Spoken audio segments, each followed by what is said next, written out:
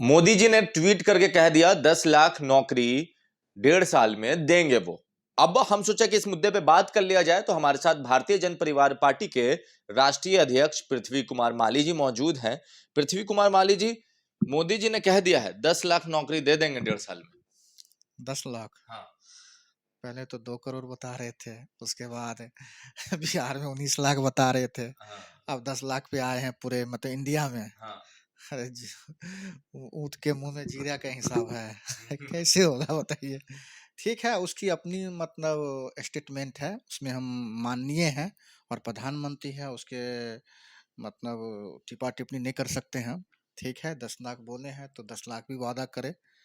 मेरी शुभकामनाएं हैं कि 10 लाख भी अगर बेरोजगार युवा को नौकरी मिलता है तो कुछ तो होगा, कुछ तो राहत का काम आएगा। कुछ तो राहत का काम राहत आएगा। का अच्छा, ये काम। बताइए, आपके पास क्या एजेंडा है युवाओं को आगे ले जाने का, या आप भी सिर्फ वही जात पात के? नहीं, मैं जात पात पे उतना विश्वास भी नहीं रखता हूँ और मैं हर शिक्षित युवाओं को कहता हूँ कि जात पात से उठ के काम करें। और भारतीय जन परिवार पार्टी हमेशा जो है सो रोजगार की बातें किया है, शिक्षा की बात की है, स्वास्थ्य की बात की है। तो कई ऐसे मुद्दे हैं जो हर मुद्दे पर जो है सो मैं उठाता हूँ और मेरा काम ही है कि सही मुद्दा जो हो भारत के निर्माण के लिए, बिहार के निर्माण के लिए लोग आगे आएं और इसका जो है सो बढ़ चढ़ के भाग लें। जातिगत जनगणना नीतीश जी ने कह दिया, बीजेपी ने भी हामी भर दी है। अभी किस नजर से देखते हैं? नहीं, होना चाहिए, ज़रूर होना चाहिए, जातीय जनगणना होना चाहिए।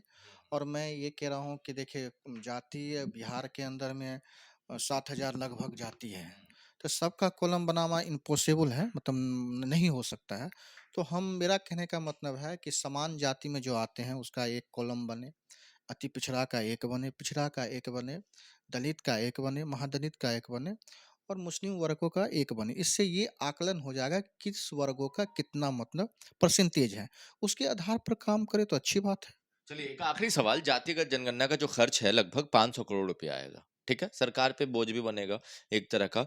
क्या आप अपने तरफ से, अगर सरकार चाहे कि हाँ छोटी पार्टी आके फंड दे, तो देने के लिए तैयार है? जी, मेरे से जो सहयोग बनेगा हम सरकार को देने के लिए तैयार हैं।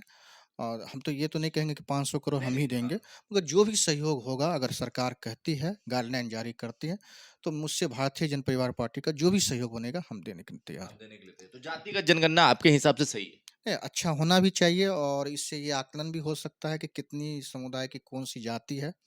और जैसे हम अभी तक वंचित समाज हैं, आज तक जो है सो मानी समाज में मतलब एक भी विधायक नहीं और विधानसभा या लोकसभा जाने का काम नहीं किया। तो इससे होने से हो सकता है हम लोग का प्रोत्साहन हो और आगे हम लोग आएँ।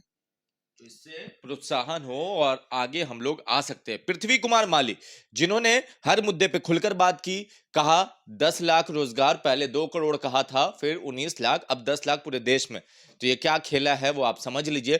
दूसरी बात, जातिगत जनगणना होनी चाहिए। क्यों नहीं होनी चाहिए? सबको पता लगना चाहिए कि उसकी कितनी हिस्सेदारी है और उसको कितना हक मिल रहा है। ये भी बात जायज है कि जिसकी जितनी हिस्सेदारी उसकी उतनी भागीदारी होनी चाहिए। और तीसरी चीज कि सरकार के पे बोझ जो 500 करोड़ का पड़ेगा, अगर सरकार चाहेगी और ऐसा कोई गाइडलाइन जारी करती है, तो जितनी हैसियत है उस हिसाब से हम आएंगे, दिल खोलकर सरकार का सहयोग करेंगे, क्योंकि बिहार हमारा भी है। आपको क्या लगता है? आप अपनी राय नीचे कमेंट बॉक्स में लिखें।